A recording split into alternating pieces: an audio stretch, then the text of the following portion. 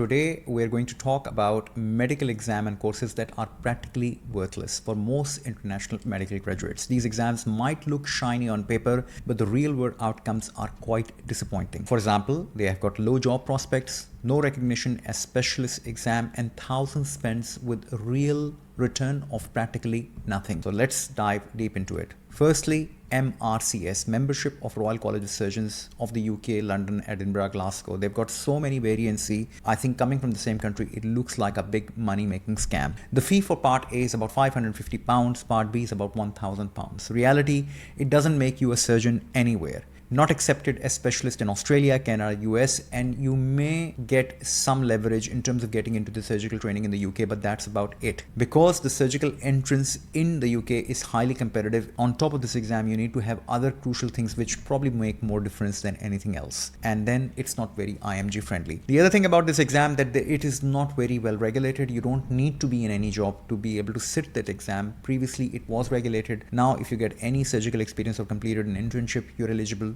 to sit this exam. MCCQE Canada licensing exam. Fee for Part 1 is Canadian dollars 1,300. NAC OSCE Canadian dollars 2,136. Reality, less than 5% of the IMGs find job post-exam. Canada has extremely limited pathways for IMGs when it comes to training or finding the jobs for even service grade. You could pass everything and still be unemployed for years. I don't know why Canada still conducts this exam, but obviously it looks like that it has got no utility for foreign medical graduates coming from India and Pakistan, who do tend to make up the largest number of migrant population in Canada. NZREX or New Zealand registration exam. Fee is about New Zealand dollars 5,950, so quite expensive. Reality, hardly any jobs for non-GP roles. A small job market in New Zealand, and there's almost no guarantee of work even after passing the NZREX exam. Pretty much like any other job market also in New Zealand, because the market's small, it does take a lot of preparation in terms of your CV, the interview skills, and the kind of specialty that you're looking for a job. The general RMO jobs,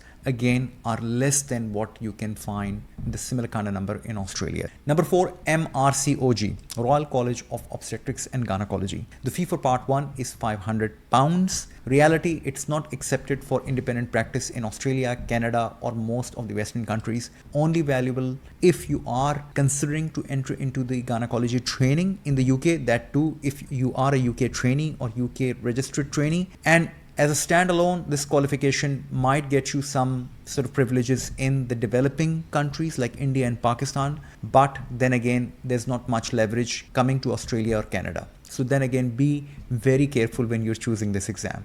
MCPS, Family Medicine, conducted by College and Physicians Surgeons of Pakistan. The fee is about 100,000 rupees, or it might have changed to up to 150,000 rupees in total. The reality is it's not a structured training. It's an exam that you can pretty much attempt after doing your house job or an internship. There are no external audit about such curriculum. I think its curriculum as old as when this exam was created. This exam is widely seen as a commercial certification with no weightage to specialist registration or international jobs. It's hardly been recognized for any international accreditation. Number 6, PLAB, UK Medical License Exam, or UKMLE, whatever you want to call it these days. PLAB 1, substantially expensive. PLAB 2, almost £1,000. Reality, UK job market is oversaturated. Even after passing PLAB, many doctors wait 6, 12, 18 months or sometimes never end up having their first job. Now, with the Leng review promoting physician associate, IMGs are further pushed down the queue. Australian College of Emergency Medicine certification and diploma. So these are not the fellowship exam, they are the diploma and certification exam. They cost anywhere between 2,000 to 4,000 Australian dollars. Reality, it does not lead to any fellowship or specialist recognition or registration. They are not recognized to even get you on to the fellowship training program. I think Australian College of Emergency Medicine was trying to dabble into what Royal College of Emergency Medicine have done to create a membership equivalent, but they did not succeed because nobody was interested in these diploma certifications. It is only useful for rural GPs who are wanting some EM upskilling, and then that upskilling need to be represented on paper. That's only what it's good for. It's not a true pathway for emergency physician, but mostly for GPs. And I've seen plenty of local graduates doing these certification because it does have some requirement in terms of training and in terms of special skill set. So it is valuable for GPs, but not for emergency physician, which is kind of an odd because it is an emergency exam after all, or a diploma after all. MRCEM, Membership of Royal College of Emergency Medicine. Fee is about £554. Intermediate is about £335. Reality, not accepted as a specialist qualification in Australia, Canada, US or Middle East, even in Pakistan or in India. It does not lead to consultant role, although one can argue that you can do some consultant role in locum capacity, but it does not really eventually lead to any consultant role. You may have to then further build up with your FRChem roles. The problem with this exam is then again the selection criteria of the candidates who are sitting the exam. They don't have to be in recognized training spot. Anybody who is working in a hospital can attempt this exam. And yes, it does add to your theoretical knowledge, but when it comes to its practicality in terms of getting the job, then in the UK, the jobs are already saturated. In the Middle East, you are just merely working as a specialty doctor, but not given a consultant status. You will never get a consultant status in even Middle Eastern countries with these kind of exams. In Australia, they don't even consider this exam as an entrance into a specialist emergency training. It may add some value that you have got an aptitude for emergency medicine, but apart from that, really nothing else. Now, fellowships in India, emergency medicine, laparoscopy, they may cost anything between 1 lakh to up to 5 lakh rupees, Indian rupees. But the reality is most of these 12 months fellowships have no National Medical Council or MCI recognition. They're not equivalent to those most prestigious exams like MD, MS and DNB, which require really a very robust assessment process. There's no role in specialist registration abroad either. They use mainly as a shortcut with no formal assessment or training standard. There might be some exams, they're not really adding much value.